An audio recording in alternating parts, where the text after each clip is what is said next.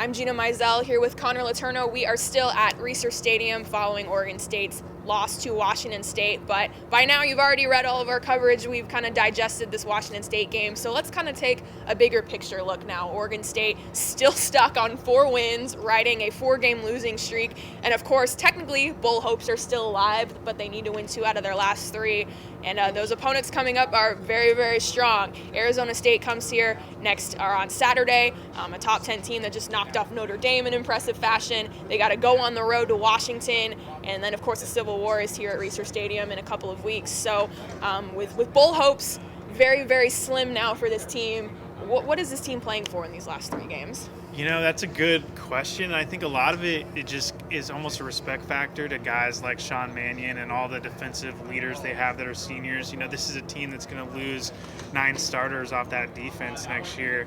And so they got to just play for sending those guys out on a high note and play for respect and play for themselves. I mean, it sounds simple, but when you don't, you're right. Technically, they can make a bowl game, but in all reality, that's really what you got to play for at the end of the day. Yeah, it's an interesting thing with a college program because you want to show loyalty and you want to thank those seniors that have been in your program for a long time. You mentioned guys like Sean Mannion, Dylan Wynn, a Steven Nelson, a Ty Zimmerman, Ryan Murphy. These are guys that have played for several years and have contributed so much to this program. But then a lot of fans and a lot of people say, oh, prepare for the future. We've heard calls for Luke Del Rio and more Chris Brown and Damian Haskins and Xavier Hawkins and all these guys. I guess, how do you see them maybe balancing? Do we see any more young guys, or how does that work moving forward, do you think? I don't think we see any more young guys than we would otherwise. I think they're going to try to win these games, and they're not going to be giving up or throwing in the towel. They're going to try to win every single game on their schedule. I don't think their mentality changes. Riley talked a little bit about it today. They can't change who they are. They're disappointed, but they just have to have the same approach they have every week. And we as pundits and fans like to talk about what they're thinking, but at the end of the day, I don't think they can really change what they do. Right. What do you think is maybe the most correctable thing moving forward? If you had to pinpoint 1 or 2 things offensively or defensively, what can they still fix in these last 3 games that maybe leads to an upset win or at least leads to more progress as we springboard towards 2015?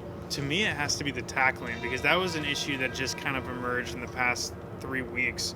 I mean, the first half of the season, that wasn't a factor at all, and that's not something that's so much dictated by the opponent. So I'm personally confused why that's become an issue, and that seems very fixable to me. I don't know really why it is an issue now. Yeah, that was interesting because in Mike Riley's post-game press conference on Saturday, he was talking about the tackling, and there was a very long pause. Like, he was trying to collect his thoughts, collect his words, and then he finally just said, we need to tackle a lot better. So obviously that's something that he's looking at as well, and trying to correct moving forward.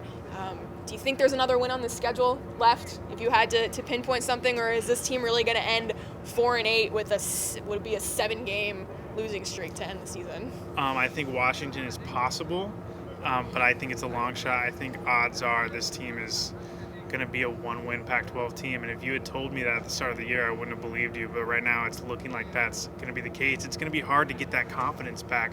Riley talked a lot today about confidence, and right now it's got to be pretty low, and when you're facing these tough tests going forward, I'm not sure you can really build yourself up enough to win these close games at the end of down the stretch. Yeah, I mean, again, you look at Arizona State, they're coming off an emotional win. Like I said, maybe this is a letdown spot on the road, but again, a 7:45 kickoff. How many people will be here? How rowdy will the environment be? Who knows? Civil War, it's kind of the cliche. You throw out the records, anything can happen. We, of course, know that from last year. Oregon State almost pulled off the victory. So, again, crazier things have happened in college football, but certainly things not looking very good for the Beavers right now. But we will still be here covering this team every step of the way. So for Connor Letourneau, I'm Gina Mizell. Keep it here on OregonLive.com.